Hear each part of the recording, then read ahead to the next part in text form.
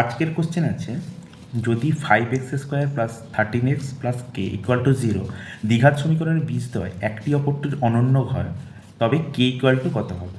তাহলে একটি যদি বীজ আলফা হয় তাহলে আরেকটা কত হবে? অনন্য বলেছে, তার 1/α হবে, তাই তো? আচ্ছা, এখানে সমীকরণটা কত দিয়েছে? 5x² প্লাস 13x প্লাস কে, তাহলে এটা এ, এটা বি, আর এটা সি। তাহলে এখানে এ কত আছে? 5, বি আছে কত? 13, সি আছে কে। তাহলে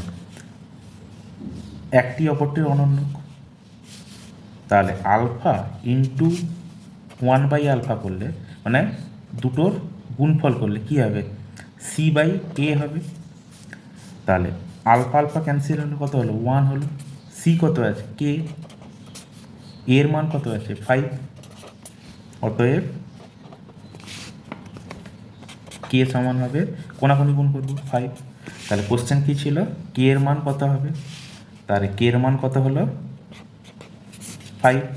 এটাই হচ্ছে এই প্রশ্নের অ্যান্সার।